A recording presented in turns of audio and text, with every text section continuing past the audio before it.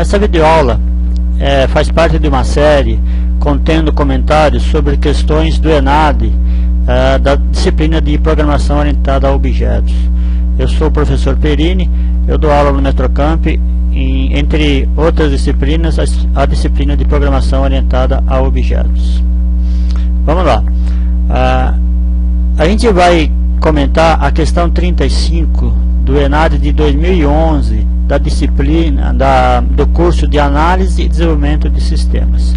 Bom, a questão é um pouco longa, então eu vou dividir em vários slides para a gente ir comentando, ok? Vamos lá. Bom, a questão começa assim: a programação orientada a objeto não é apenas uma forma de programar, é também um jeito de pensar em um problema utilizando conceitos do mundo real e não somente conceitos computacionais. Bom, então esse é o contexto da questão, ok? As alternativas vão vir logo em seguida. Considerando os conceitos da programação orientada a objeto, analise as afirmações abaixo.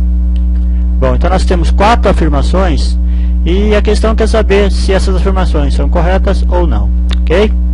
Vamos lá então. Primeira questão, primeira a afirmação: o objeto tem determinadas propriedades que o caracterizam e que são armazenadas no próprio objeto.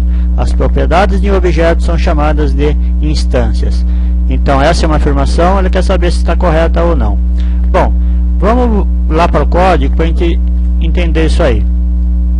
Então eu tenho aqui no Eclipse uma classe chamada pessoa, e eu tenho aqui, ó, nome e endereço são as propriedades da classe pessoa, ou são as propriedades do objeto quando será gerado através da classe pessoa. Então veja, as propriedades, isso aqui são chamados de propriedades, de atributos ou de variáveis de instância. Então por que variáveis de instância? Porque quando a gente for gerar um objeto da classe pessoa, cada instância dessa classe terá as suas variáveis na memória, ok? Então, voltando lá para a nossa questão. Então ele diz, ó, o objeto tem determinadas propriedades que o caracterizam e que são armazenadas no próprio objeto. Perfeito. As propriedades da classe pessoa, tá, são propriedades que vão caracterizar. O que significa caracterizam? Que diferenciam um objeto do outro. Quer dizer, uma pessoa tem um nome e a idade. Uma outra pessoa tem o seu nome e a sua idade. Então, são as propriedades que diferenciam um objeto de pessoa de outro objeto de pessoa, ok? Então está correto. Agora, as propriedades de um objeto são chamadas de instâncias. Bom, agora já não, tá? Porque as propriedades de objetos são chamadas de variáveis de instância. Instâncias são os objetos criados a partir da classe. Agora, as propriedades desse objeto são chamadas de variáveis de instância. Então podemos dizer que a afirmação 1 está incorreta, ok? Bom, vamos para a segunda. As mensagens são informações enviadas ao objeto para que ele se comporte de uma determinada maneira. Um programa orientado a objetos em execução consiste em envios, interpretações e respostas às mensagens. São os métodos, os procedimentos residentes nos objetos que determinam como eles irão atuar ao receber as mensagens. Vamos voltar para o código. Então vamos lá, ó. A classe pessoa tem as propriedades nome e endereço. Eu tenho os construtores e eu tenho os métodos, no caso aqui os getters e setters. Então ele diz que o objeto, o que o objeto faz, ele recebe através de métodos, através de operações, de comportamentos, mensagens para que ele faça o que tem que fazer. Então veja, ó, por exemplo, setNome. O setNome recebe um nome, tá, um alfanumérico. Isso a gente chama de mensagem. Ele está recebendo uma mensagem. A operação setNome está recebendo uma mensagem para guardar dentro da da variável de instância. Ok? Então, assim, todos os objetos trabalham através de envio de mensagens. Recebe mensagem, quem recebe a mensagem basicamente é uma operação dentro da classe, dentro desse objeto, e executa o que ele tem que executar. Tá? Voltando para nosso slide. Então ele diz, ó, as mensagens são informações enviadas ao objeto para que ele se comporte de uma determinada maneira. Ok, então ele vai se comportar através de recebimento ou envio de mensagens. Um programa orientado a objetos em execução consiste em envios, interpretações e respostas às mensagens. Perfeito. São os métodos, os procedimentos residentes nos objetos que determinam como eles irão atuar ao receber as mensagens. Correto também, ok? Então a afirmação 2 está correta. Vamos à terceira. A herança é um mecanismo para o compartilhamento de métodos e atributos entre classes e subclasses, permitindo a criação de novas classes através da programação das diferenças entre a nova classe e a classe pai. Bom, aqui ele está falando de um conceito muito importante em orientação a objeto, que é o conceito de herança. Okay? Vamos ver o próximo slide? Então aqui eu tenho um diagrama de classes representando a herança entre a classe pessoa física e a classe pessoa. Então veja, a classe pessoa tem nome, endereço, tem os seus comportamentos, né, as suas operações. Então isso aqui é genérico para qualquer tipo de pessoa. E aí eu faço uma classe pessoa física, que tem também o que é específico dela, por exemplo, RG, CPF, idade, e tem os seus métodos.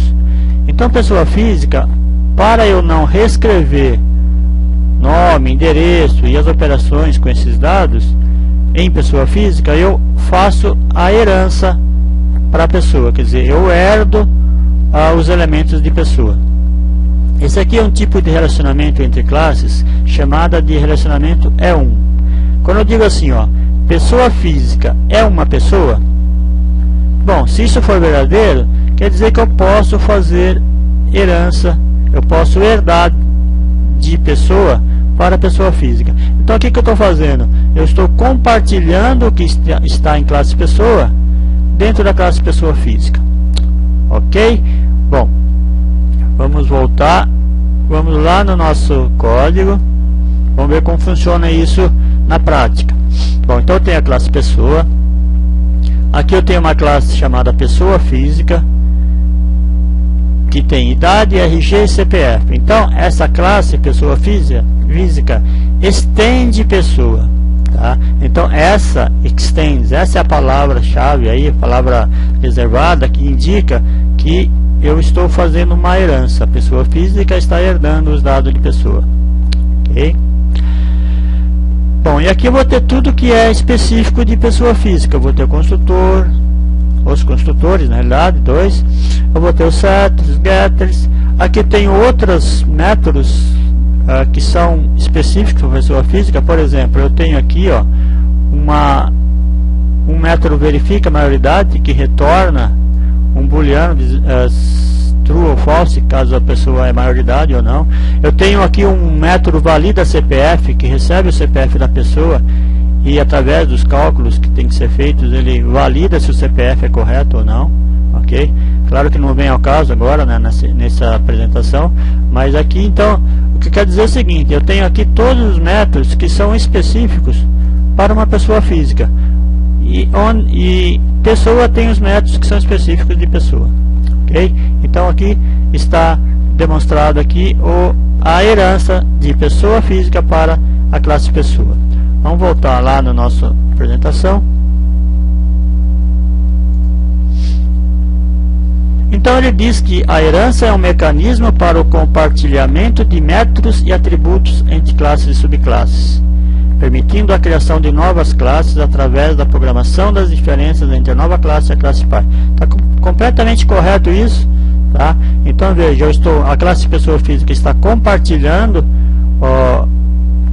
os elementos da classe pessoa, e na classe pessoa física eu estou fazendo a programação das diferenças entre essa classe e a classe pai, ou a superclasse pessoa. Ok? Bom, então podemos dizer que a afirmação 3 está correta. Afirmação 4. O encapsulamento é um mecanismo que permite o acesso aos dados de um objeto somente através dos métodos desse. Nenhuma outra parte do programa pode operar sobre os dados do objeto. A comunicação entre os objetos é feita apenas através da troca de mensagens. Vamos voltar para o código. Bom, vamos ver a classe pessoa física aqui, olha. Bom, esse é um assunto também muito importante da orientação a objeto, que é o encapsulamento. Então veja, quando eu coloco aqui, ó, private int idade, a gente chama isso aqui de modificador de acesso. O modificador de acesso privado faz com que esses dados sejam acessados apenas por métodos da própria classe, ok? Então veja, eu digo que eu estou encapsulando os meus dados. Então veja, idade é privada. Se eu tiver em uma outra classe querer acessar essa idade do objeto de pessoa física, eu tenho que utilizar métodos da classe pessoa física. Por exemplo, é por isso que existem os getters e setters. Veja, o get idade, ele retorna o valor que está na variável idade. O set idade, ele recebe uma idade e guarda na variável, ok? Então, sem os getters e os setters, eu não teria como fazer acesso à minha variável de instância idade, ok? Porque ela está privada, porque ela está encapsulada, ok? Voltando. Bom, então o encapsulamento é um mecanismo que permite o acesso aos dados de um objeto somente através do método desse. Está correto. Nenhuma outra parte do programa pode operar sobre os dados do objeto. A comunicação entre os objetos é feita apenas através de troca de mensagem. Então é isso, tá? Então, em qualquer parte do programa que eu quiser acessar esses dados, eu não consigo acessar diretamente. Eu tenho que acessar através de um método que esteja na classe pessoa física, no caso. Ok? Então podemos dizer que também essa afirmação está correta. Bom, então nós vimos que a afirmação 1 está incorreta, a 2, a 3 e a 4 estão corretas. Então ele pergunta aqui, ó, é correto apenas o que afirma em 1 e 2? Não, porque 1 não está correta. 1 e 3? Também não, porque 1 não está correta. 3 e 4? Bom, a 3 está correta, a 4 também. Mas veja, ele pergunta, é correto apenas o que afirma em 3 e 4? Não, porque em 2 também. Então, não serve a alternativa C também. Alternativa D, 1, 2 e 4? Não, porque nós vimos que a 1 não é correta. Alternativa E, 2, 3 e 4. Bom, então essa é a que está correta, tá? Alternativa 2, 3, as afirmações 2, 3 e 4 são as afirmações corretas nesse exercício, ok? Bom, por enquanto é isso, até a próxima videoaula.